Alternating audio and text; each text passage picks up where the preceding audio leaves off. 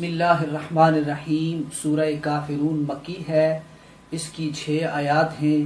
یہ سورت نمبر 109 ہے۔ اس کا شان نزول سماعت فرمائیے۔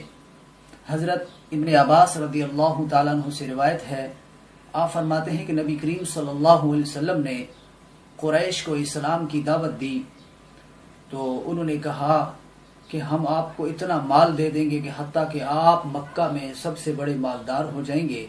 اگر آپ کا ارادہ ہے کسی خوبصورت عورت کے ساتھ شادی کرنے کا تو ہم شادی کروا دیں گے۔ اور انہوں نے کہا کہ آپ ہمارے خداؤں کو برا بلا نہ کہیں، اس سے باز آ جائیں اور ان کا ذکر برائی کے ساتھ نہ کریں۔ بس اگر آپ ایسا نہیں کر سکتے تو پھر آپ ہمارے خداؤں کی 1 سال عبادت کریں اور 1 سال ہم آپ کے خداؤں کی عبادت کریں گے۔ اس موقع پر سورہ کافرون نازل ہوئی۔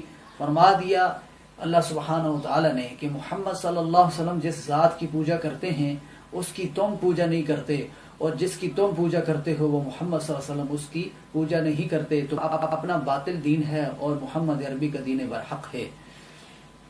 اسی طرح اس کا دوسرا شان نزول یہ ہے کہ ایک جماعت مشرکین کی آپ صلی اللہ علیہ وسلم کی بارگاہ میں آئی اور کہنے لگی کہ اے محمد صلی اللہ علیہ وسلم، 1 سال آپ ہمارے خداؤں کی عبادت کریں اور 1 سال ہم آپ کے معبود کی عبادت کریں گے۔ تو اس پہ اللہ سبحانہ وتعالی نے تردید فرما دی کہ اللہ وحدہ لا شریک ہے، اس کا عبادت میں کوئی شریک نہیں ہے۔